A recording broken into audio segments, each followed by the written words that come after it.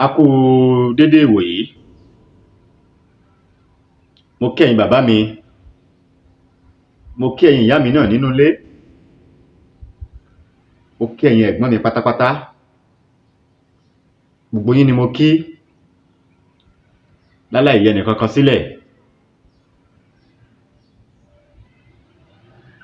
Ojú tẹ́ fi ń wò mí, ojú náà mà ní fọ́.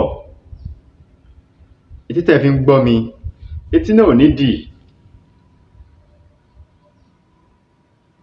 Gbogbo ayé ò ní lù fún gbogbo wa jó. Àrírí ń gbé sọnù bí ò ṣe bí ọmọ. Fún àǹfààní ẹ̀yin tí ẹ wò mí ní ìgbà àkọ́kọ́, orúkọ mi ò yí padà. Orúkọ mi náà ni Dr. Aviz Abolade. Níbikíbi tí ẹ bá ti ń wò mí lénìí káàkiri àgbáyé, ojú burúkú ò ní wo ẹ̀yin náà. Ojú tẹ́ fi ń wò mí ò ní relédè yìí, kò ní fọ́. Etí tẹ́ fi ń gbọ́ mi, etí náà ò ní di. Ìwọ̀nba tó kù tọ́dún yìí wọ́n fi parí. Àtèmi àtẹ̀yin, bàtà ọ̀fọ̀, bàtà ìbànújẹ́, bàtà òṣì, wọn ò ní bọ́ sọ́dẹ̀dẹ̀ ẹnìkọ̀ọ̀kan nínú wa. A ní fọwọ́ wa gbé ọmọ sín. Àtẹ́lẹwọ́ wa báyìí, wọn là á fi gba ire tiwa. Ẹ bá wa subscribe sórí ìkànnì yìí,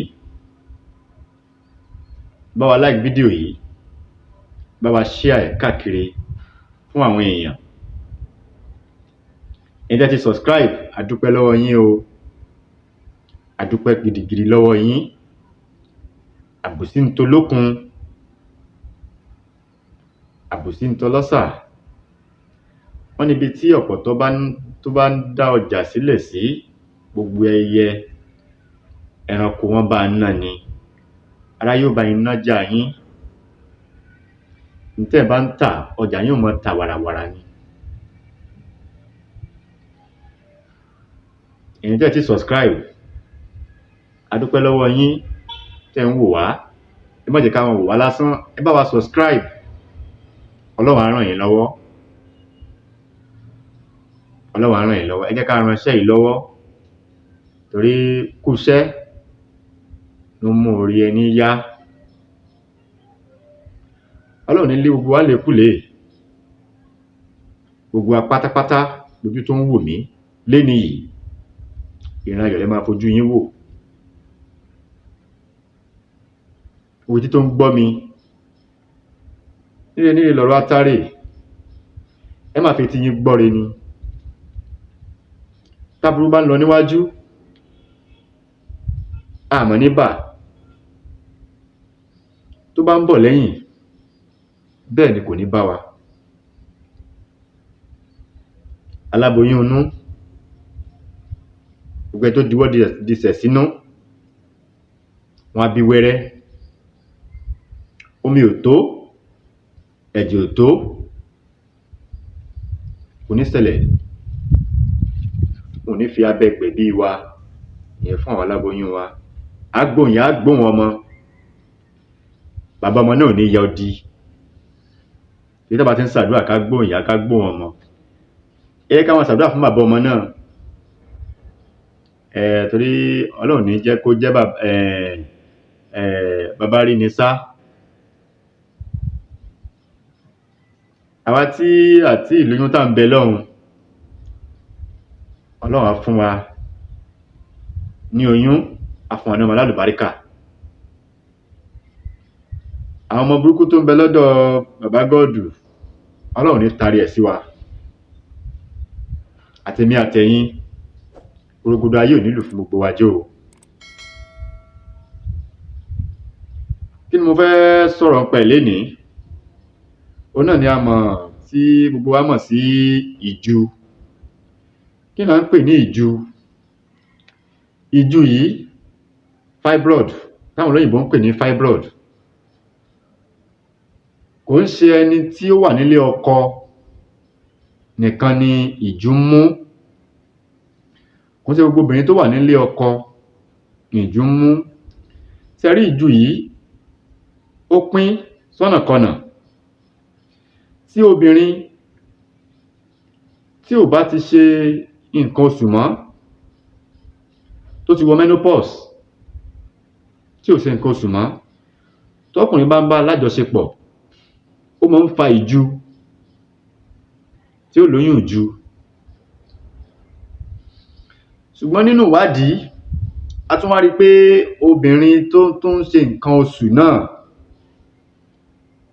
ó tún ní ìju. Kódà obìnrin tí ò tí wà nílé ọkọ, tí ò tí marry, wọ́n ní ìju. Tó jẹ́ obìnrin tó ti bàlágà, tó ti mọkùnrin, wọ́n ní ìju. Báwo ni ìju yìí ṣe rí? Ìju ni pé a rò pé obìnrin lóyún ni, inú ẹ̀ ó wú, inú obìnrin ó wú, a rò pé oyún ló wà ńbẹ̀ ni. Kódà ẹlòmíì ó máa ń yí káàkiri nínú ẹ̀. Ó máa dàbí ìgbà tí pé ọmọ, ìgbà tí ọmọ bá ń sọ kúlú kúlú kúlú, bí àwọn ọmọ ṣe máa ń yí nínú àwọn ìyá wa, bẹ́ẹ̀ ni ìju máa ń yí nínú obìnrin míì. Ẹlòmíì wọ́n á ti ṣe, wọ́n á sọ pé iṣẹ́ abẹ ló kù tán máa ṣe fún un. Tán bá ṣe iṣẹ́ abẹ yìí, tó bá tó tásìkò ṣe gàdà, àwọn èyí tó wà nínú ẹ̀ tó jẹ́ kékeré, àwọn náà tó ti dàgbà sí irúfẹ́ obìnrin bẹ́ẹ̀. Kí wá là á lò? Nǹkan kékeré náà ni nǹkan tí a máa lò.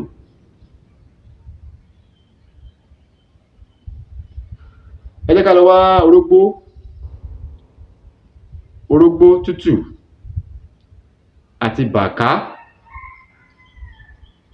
Orógbó tútù àti bàká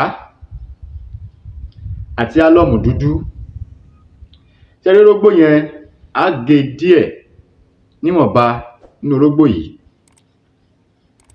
Bàká yìí náà, á gé díẹ̀ níwọ̀nba. Ẹ má bínú. Bàká yìí náà, á gé díẹ̀ níwọ̀nba. Álọ́ọ̀mù dúdú, á mú díẹ̀ ńbẹ̀. Á wá lọ mẹ́tẹ̀ẹ̀ta yìí papọ̀ mọ́ ara wọn. Ṣó ti yé yín? Orógbó tútù, bàká, álọ́ọ̀mù dúdú. Orógbó tútù yẹn á gé díẹ̀ níwọ̀nba ni, kó ṣe gbogbo ẹ̀ là á lọ̀ o. Bàká yìí náà, ẹ jẹ́ ká mú díẹ̀ níwọ̀nba pẹ̀lú álọ́ọ̀mù dúdú kékeré. Ẹ má bínú.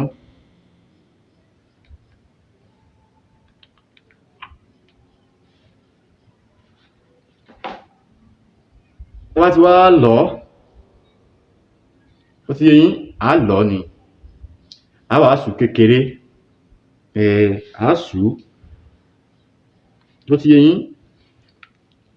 Ẹ wo ohun tí mo mú lọ́wọ́ yìí. Á sù ú báyìí, yóò rí kékeré báyìí. Bàká yẹn díẹ̀ ni, orógbó yẹn náà díẹ̀ ni, álọ́ọ̀mù dúdú díẹ̀ ni. Á wá ní kí obìnrin yẹn tì bọ ojú ara rẹ̀. Irúfẹ́ obìnrin bẹ́ẹ̀, ọkọ ẹ̀ yóò wá bá lájọṣepọ̀. Ọkùnrin yóò fi kíní, ṣó ti yé yín? Kíní wa yẹn á fi tì í wọlé. N ta fẹ́ lò náà nìyẹn. Fún àkíyèsí, ọkùnrin tó bá ti kíní wọlé, a gbọ́dọ̀ dà síbẹ̀ o.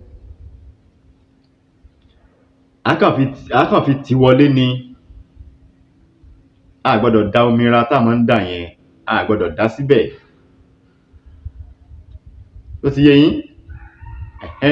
A gbọ́dọ̀ da àtọ̀, a gbọ́dọ̀ dà sí i. Á fi tì í wọlé ni. Kò jù báyẹn lọ. Ìyẹn fún ẹni tó bá ní ìju. Bó ṣe jẹ́ nìyẹn. Ọlọ́run á jẹ́ ká rí ṣe. Ìyẹn fún obìnrin tó bá ní ìju ni o. Ẹ má gbàgbé àti subscribe sórí ìkànnì yìí. Ẹ bá wa like fídíò yìí, ẹ bá wa share rẹ̀. bí tẹ́ ti ń mówó tẹ́ fi ń ra data láti máa fi wò wá, Ọlọ́run ní fi wọ́n yín, ọwọ́ yín ò ní kan ìsàlẹ̀ àpò.